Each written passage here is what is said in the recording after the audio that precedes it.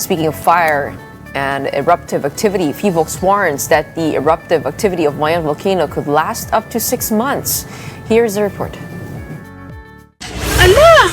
Oh, Jesus! Nakulo na! What appeared like a surge of thick smoke rolling down the slopes of Mayon volcano alarmed residents of Barangay Lidong in the town of Santo Domingo, Albay over the weekend.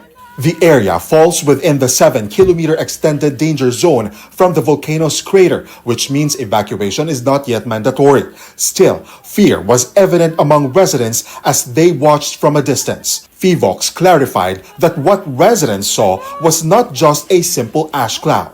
Ito yung tinatawag nating pyroclastic density current or yung dito sa Bicol ang tawag nila uson. Made up yan ng mga yung mga mainit na bato, tipak-tipak na bato, may mga kasamang yung abo. PHIVOLCS added that the uson should serve as a warning to evacuees not to return yet to the 6-kilometer permanent danger zone. Ito yung mga actually sila yung nagko-cause ng mga casualties tuwing mayroong eruption ang Mayon volcano. Mainit po yan at yung mga yung mga volcanic gases, no. So napakainit po niyan. Minsan nasa halos 300 degrees Celsius, 600 degrees Celsius. At napakabilis kung nakita niyo naman yung video.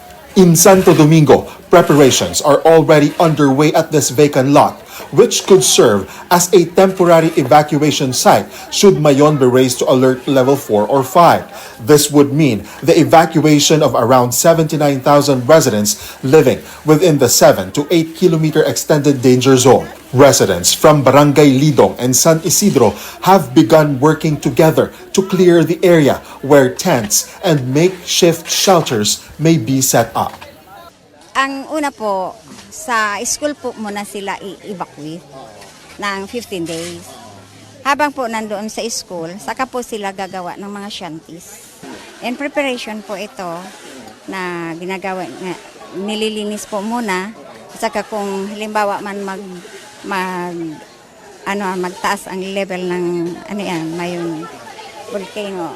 Mayon volcano continues to show signs of activity, with PHIVOLCS confirming the presence of new magma rising into its crater. PHIVOLCS says Mayon's eruptive activity could last up to 6 months. Volcanologists are currently considering 3 possible scenarios. The first is similar to the 2020-2023 activity, where Mayon experienced quiet lava effusion. Ang susunod na senaryo, yung maaring bumibuelo lang or parang introduction pa lang ito ng mas aktibong phase ng eruption ng Mayon volcano. Maaring mag-progress ito sa halimbawa ay yung 2018 style na eruption. The third scenario, which is the worst case, would be a major explosive eruption like those in 2000 and 1814 that destroyed the Cagsawa Church.